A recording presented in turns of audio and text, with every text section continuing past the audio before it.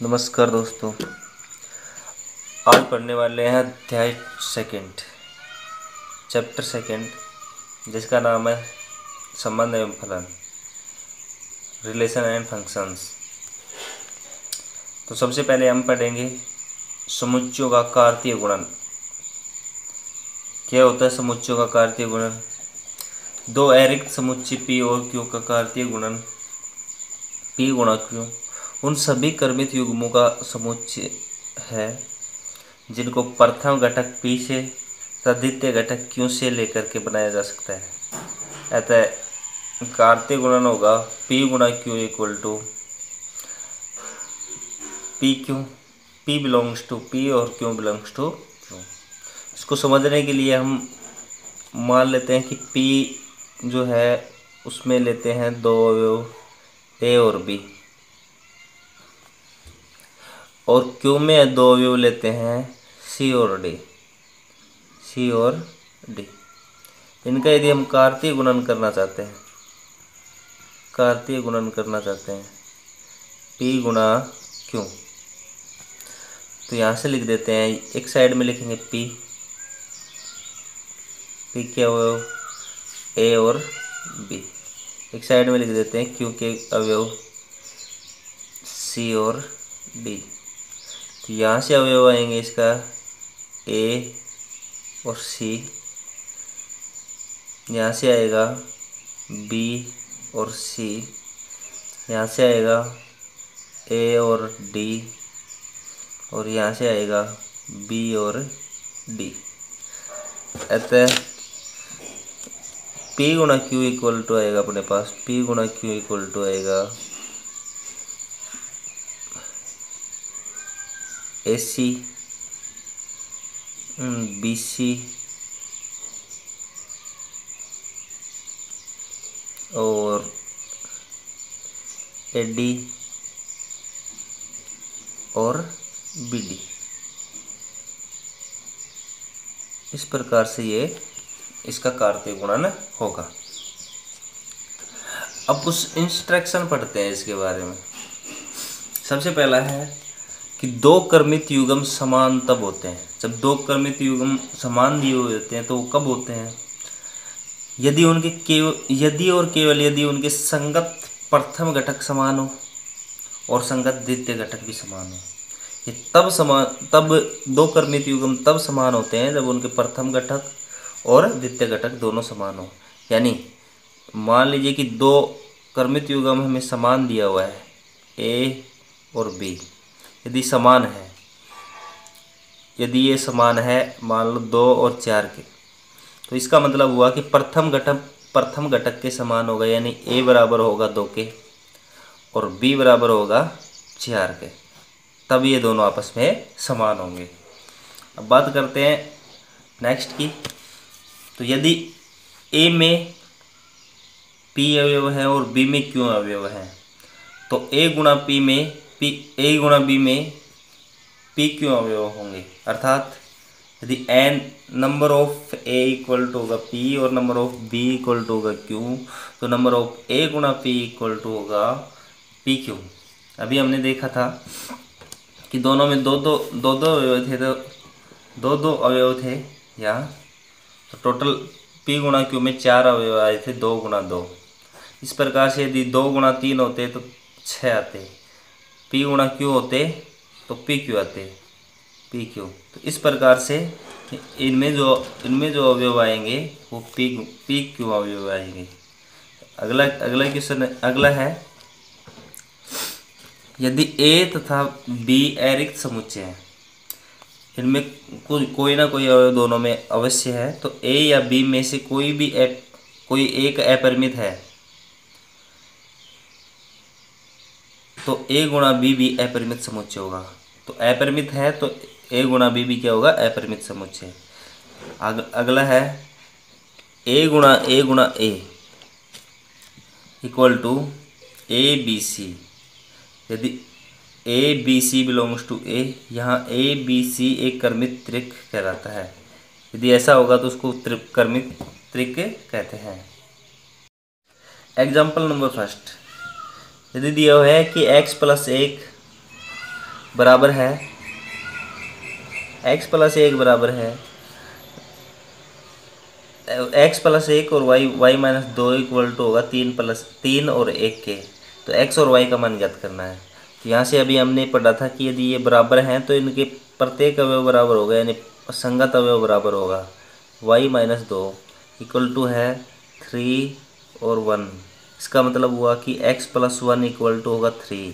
तो इस यहाँ से हमारे पास आएगा x बराबर 3 माइनस 1, यानी x equal to 2, x equal to 2। इसी प्रकार y माइनस 2 इक्वल टू 1, और यहाँ से इसको हल करेंगे तो y equal to 1 plus 2 equal to y equal to 3, ये आएगा।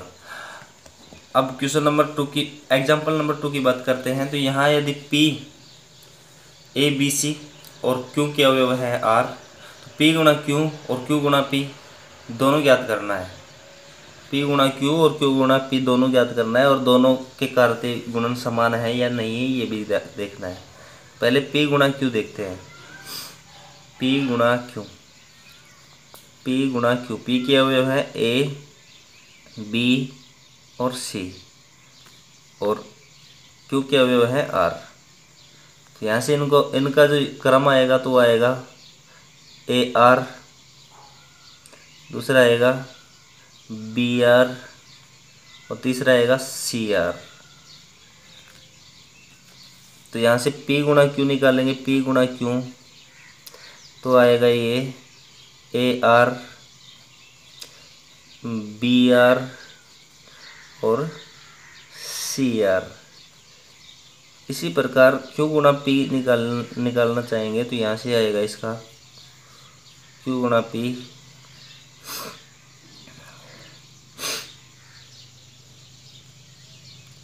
आर ए और आर बी और आर सी, ये दोनों आएंगे। लेकिन यदि यहाँ हम बात करें कि क्या ये दोनों बराबर होंगे, p गुणा q गुणा p के बराबर होगा, तो ये नहीं होगा, नॉट इक्वल टू, नहीं होंगे, क्योंकि संगत अवयव इनके बराबर नहीं है। यानी इसमें पहले r दिया हुआ है और इसमें पहले a दिया हुआ है, तो a और r आपस में बराबर नहीं है। एग्जाम्पल नंबर थर्ड की बात की जाए तो मान लीजिए कि ए के अवयव है 1 2 3, बी के अवयव 3 4, सी के अवयव 4 5 6।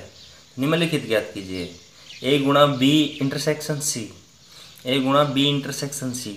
तो ए गुणा बी इंटरसेक्शन सी, तो ए का मान तो है हमारे पास 1 2 3, और बी इंटरसेक्शन सी की बात करें तो बी इंटरसेक्शन सी, बी और सी में कॉमन अवयव चाहिए अपने को, तो वो है 4।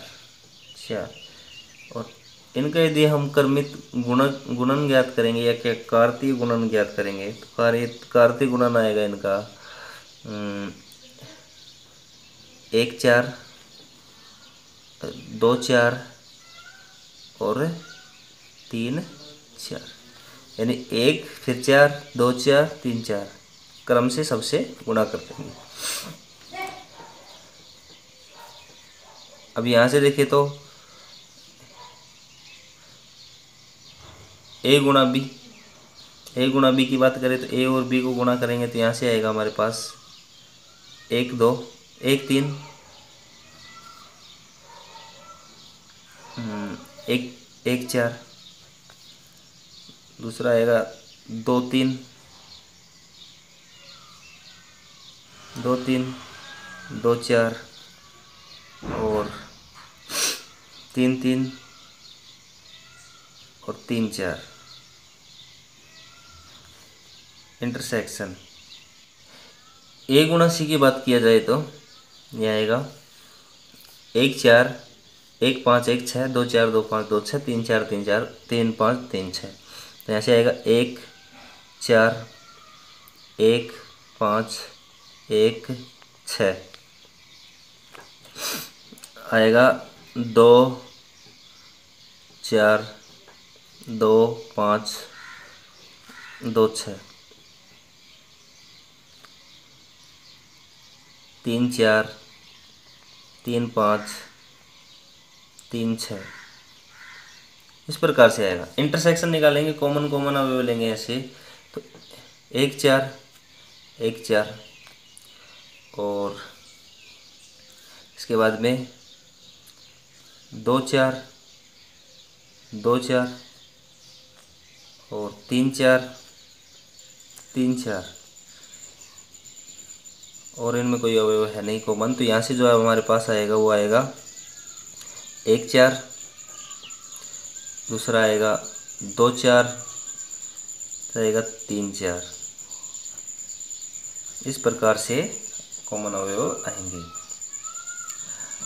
नेक्स्ट वाले की बात करें, ए के अवयव आएंगे, ए के अवयव आएंगे हमारे पास 1 2 3 गुणा। बी यूनियन सी की बात करें तो बी यूनियन सी में 3 3 4 5 और 6। अब इनका क्रॉस गुणा करना है, तो यहाँ से क्या आएगा हमारे पास 1 3 1 4 1 5 1 6। फिर 2 से करेंगे तो 2 3 2 4 2 5 2 6। 3 से करेंगे तो 3 3 3 4 3 5 3 6। इस प्रकार से आएगा। अगला क्वेश्चन है ए गुणा बी। तो ए गुणा बी की जगह लिखते हैं हम 1 2 3 गुणा बी की जगह लिखते हैं 3 और 4 3 4 यूनियन। ए गुणा सी की जगह लिखते हैं 1 2 3 गुणा सी की जगह लिखते हैं 4 5 6 4 5 6। अब इनका गुणा करते हैं।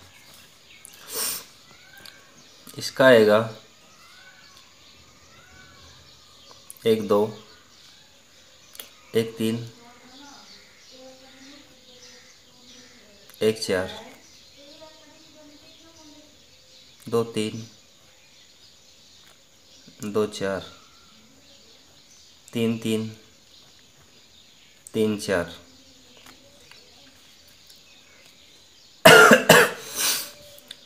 यूनियन इसकी बात करें तो यहाँ से आएगा 1 4 1 5 1 6 2 4 2 5 2 6 3 4 3 5 3 6। इस प्रकार से आएगा। अब इनका यूनियन निकालना है, तो यहाँ से हम एक कॉमन अवयव हैं उनको एक बार लिखेंगे, बाकी सबको लिख देंगे। तो इनका जो यूनियन आएगा वो आएगा यहाँ से 1 3 1 3 1 4 1 4 1 5 1 6 1 6। इसके बाद में 2 3 2 3 2 4 2 5 2 6। इसके बाद में आएगा 3 3 3 4 3 3 3 4 3 5 और 3 6 3 5 और 3 6। ये इसका यूनियन आ जाएगा। अब नेक्स्ट एग्जाम्पल की बात करें, एग्जाम्पल नंबर 4। एग्जाम्पल नंबर 4 में दिया हुआ है कि P = 1 और 2 अवयव, 2 अवयव हैं 1 2। तो समुच्चय P गुणा P ज्ञात करना है। P गुणा P ये ज्ञात करना है। तो यहाँ से इसका निकाल सकते हैं। P गुणा P निकालते हैं पहले। P गुणा P तो 1 2 और 1 2। यहाँ से हमारे पास आएगा 1 1 1 1 और 1 2। फिर हमारे पास आएगा 2 1 और 2 2। अब तीनों निकालेंगे इसका, तो यहाँ से लिख देते हैं, ये तो 1 2 और यहाँ से आ जाएगा 1 1 1 2 2 1 और 2 2। तो यहाँ से आ जाएगा इसका 1 1 1 1 2 1 2 1 1 2 2 1 1 1 2 1 2 2 2 1 2 2 2 2। ये सारे इसके अवयव आएंगे। तो P गुणा P का मान निकालेंगे तो ये सब लिख देंगे उसके अंदर, उस समुच्चय में ये लिखेंगे। अगला है